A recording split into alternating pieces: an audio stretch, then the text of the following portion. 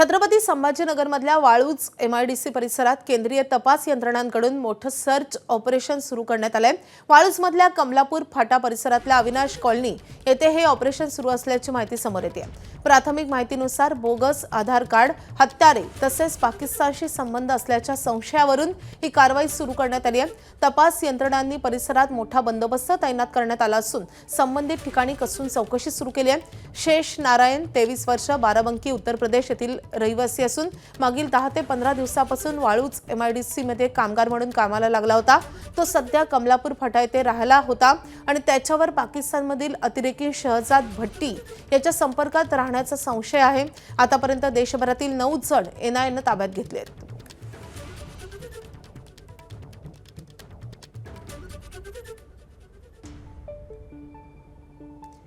तर उत्तर प्रदेशच्या बाराबंकी येथील शेष नारायण या 23 वर्षीय व्यक्तीचा संशय एनआयएला आहे।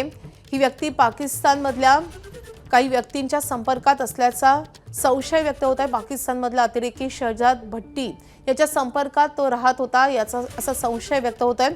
तो गेल्या काही दिवसांपूर्वीच एमआयडीसी मध्ये कामाला आला होता आणि त्याची आता सध्या कसून चौकशी सुरू करण्यात आली आहे। एनआयएने काल मोठी कारवाई केलेली होती। आतापर्यंत देशभरातले 9 जणांना एनआयएने ताब्यात घेतले। आपले प्रतिनिधी कृष्णा केंडे आपल्या सोबत आहेत। कृष्णा, अत्यंत धक्कादायक माहिती मिळते। एनआयएला नेमका काय संशय आहे या व्यक्तीवर? हा जो सदरचा शेषनारायण नावाचा व्यक्ती आहे हा मूळचा उत्तर प्रदेश येथील आहे।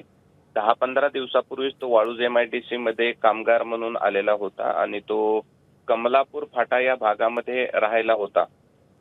अचानक रात्रीच्या वेळी एनआयएचं एक पथक छत्रपती संभाजीनगरच्या वाळूज परिसरामध्ये दाखल झालं। त्यांनी स्थानिक पोलिसांकडून बंदोबस्त देखील मागितलेला होता आणि थेट या व्यक्तीला ताब्यात घेतलं आणि याच्यावरती जो संशय आहे पाकिस्तानमधील अतिरेकी शहजाद भट्टी याच्या तो संपर्कात असल्याचं पोलिसांना संशय आहे।